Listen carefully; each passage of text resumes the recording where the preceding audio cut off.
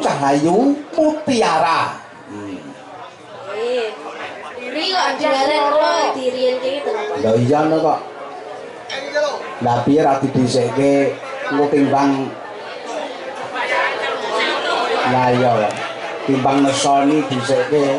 Ah iya. Kula mboten tau nesu-nesu. Ora tau nesu ya? Mboten. Mboten tau gani. Ah coba. Nggih. Lagunipun apa Cahayu? Nggih niku ugi wonten pamundutan saking Pak Soimon. Nggih. Wonten podang kuning kalih kembang rawe. Podang kuning kalih kembang rawe. Nggih, tapi podang kuning rumiyin. Ugi ngaturaken sugeng dalu dumateng Mbah Senen saking Sedaran. Sampun nenggani wonten mriki. Nggih, matur kuing panuwun. Ugi boten kata lumpen pangabekti kula kunjuk dumateng menika Bapak Kepala Desa ing Desa Pengkol mriki ugi Ibu. Ugi sedaya perangkatipun sedaya. Matur kuing panuwun. Nggih, pokoke kula nuwun ngoten nggih mawon nggih. Ugi boten kata lumpen pangabekti kunjuk dumateng menika saking pihak keamanan saking Polsek Kauman ugi dan Ramil ing Kauman. Nggih, matur ing panuwun atas anggenipun nenggani kawula sedaya. Nduk Mutiara, monggo. Podang kuning sak bawane, monggo. Nadia wujud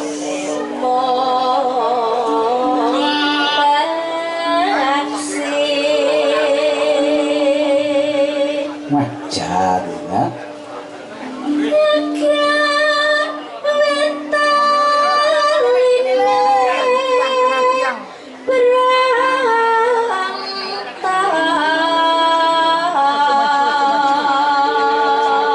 Mutiara ngetan ngulon. Ya ngetan ya ngulon. Nah, ngetan sih. Niki etan kula pundi niku bingung. Ngetan mriko. Nggih, etan mriko. Kenang, Mbak. Wes enten sesi foto.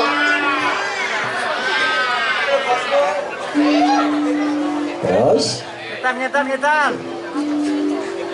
Alus manis nang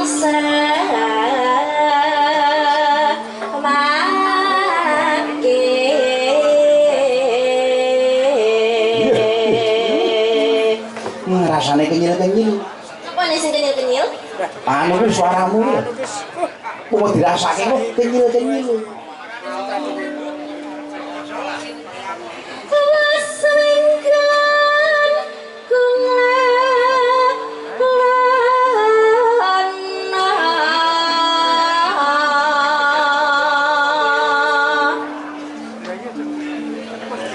Goleki si podang sana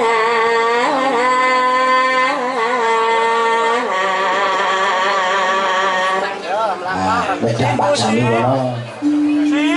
Bapak kedua.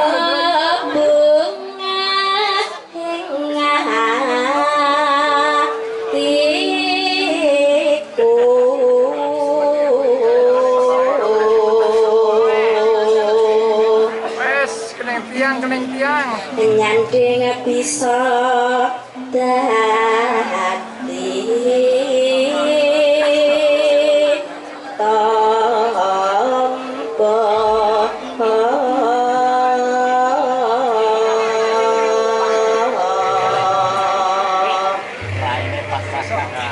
Monggo panggamipun podang kuning dados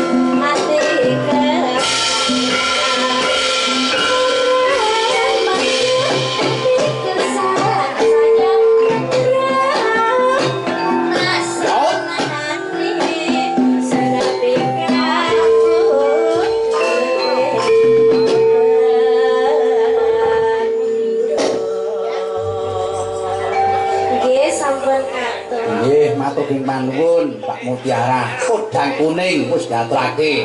Enten sing awi-awi Bu. Nggih, monggo-monggo. Wonten dawuh napa mboten? Sawer.